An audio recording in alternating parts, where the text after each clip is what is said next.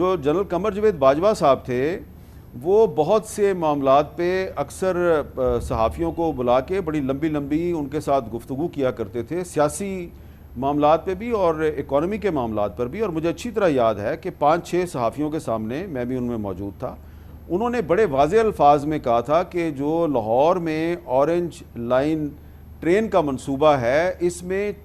شہباز شریف صاحب نے بطور چیف منسٹر پنجاب ایک چائنیز کمپنی کے ساتھ مل کے کرپشن کی ہے اور 45% کمیشن کھایا ہے. اس پر میں نے ان کو کنفرنٹ کیا. میں نے کہا جی کہ جنرل صاحب کہ اگر شہباز شریف 45% کمیشن کھا گیا اس چائنیز کمپنی سے تو باقی 55% کے ساتھ تو پروجیکٹ نہیں بن سکتا. تو میں نے کہا اس کی آپ کو ڈیٹیل بتانی چاہیے، ڈاکومنٹری ایویڈنس بتانی چاہیے. اور پھر بعد میں نے یہ بات جو ہے ایک انٹرویو میں نے شہباز شریف صاحب سے بھی کی، آپ پہ یہ الزام لگایا تھا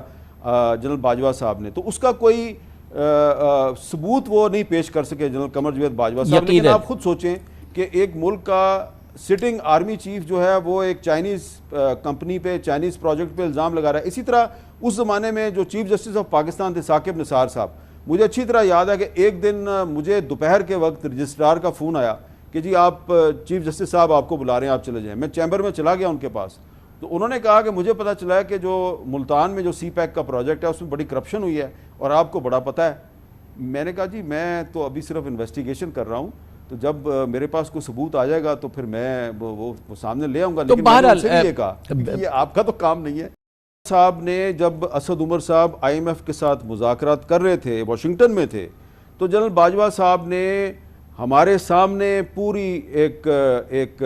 ڈیٹیل کے ساتھ ایک پورا کیس پیش کیا اسد عمر کے خلاف کہ اس آدمی سے وزارت خزانہ نہیں چل رہی، یہ اکانومی کو نہیں چلا سکتا، اور اس کی جگہ پہ حفیظ شیخ یا شوکت ترین میں سے کوئی ایک آدمی ہونا چاہیے. اور ودن 24 آورز اسد عمر صاحب جو ہیں وہ تبدیل ہو گئے تھے. اور یہ جو IMF کے ساتھ مذاکرات ہو رہے تھے اسد عمر کے، ان مذاکرات کا براہ راست تعلق تھا سی پیک کے پروجیکٹ کے ساتھ، کیونکہ اس وقت جو IMF ہے وہ یہ پاکستان کی حکومت سے کہہ رہی تھی کہ پاکستان میں جو سی پیک کے جو پروجیکٹس ہیں ان کی ڈیٹیل کا ہمیں نہیں پتہ، ہمیں ڈیٹیل بتائیں کہ چائنا جو ہے وہ کہاں سے انویسٹمنٹ آ رہی ہے، اور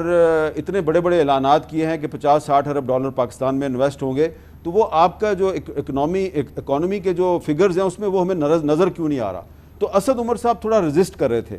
تو شاید یہ وہ ون آف دا ریزنز تھی جس کی وجہ سے اسد عمر صاحب کو ہٹوایا گیا. اور تیسری سب سے اہم بات جو احسن اقبال صاحب کو اس کا ذکر کرنا چاہیے کہ عمران خان صاحب کے دور حکومت میں جو ایک سی پیک اتھارٹی بنائی گئی تھی، اور سی پیک کے جو پروجیکٹس تھے ان کو حوالے کر دیا گیا تھا ISPR کے سابق DG lieutenant general retired Asim Bajwa صاحب اس کے سربراہ بنا دیے گئے تھے، اور وہ اس کو لک آفٹر کر رہے تھے سارے جو سی پیک کے پروجیکٹس تھے. اور جب اس زمانے میں ایک شکایت کی گئی اور ایک میڈیا میں بحث شروع ہوئی کہ سی پیک جو ہے وہ کافی سلو ہو گیا ہے، تو اس پہ عاصم باجوہ صاحب جو ہیں ان کی طرف سے کوئی وضاحت نہیں آئی. تو میں سمجھتا ہوں کہ اگر احسن اقبال صاحب جو ہیں ہمارے بڑے محترم دوست ہیں، تو اگر ان کو اس بارے میں کوئی بات کرنی ہے تو پھر پوری بات کریں کہ اس میں جو پرابلم تھا وہ IMF کے اور پاکستان کے مذاکرات سے شروع ہوا. لیکن یہ میں اس رائے سے اتفاق نہیں کروں گا کہ جو پچھلی حکومت تھی تحریک انصاف کی، وہ کوئی سی پیک کے خلاف کو سازش کر رہی تھی یا اس کے خلاف کوئی وہ چاہتی تھی کہ یہ کامیاب نہ ہو. اس کی وجہ یہ ہے کہ 2-3 آپ کا موضوع نہیں ہے، لیکن جو 2-3 ایشوز تھے جس کی وجہ سے جو سابق پرائم منسٹر ہیں ان کے اور جنرل قمر جاوید باجوہ کے جو اختلافات تھے، اس کی ایک وجہ یہ بھی تھی کہ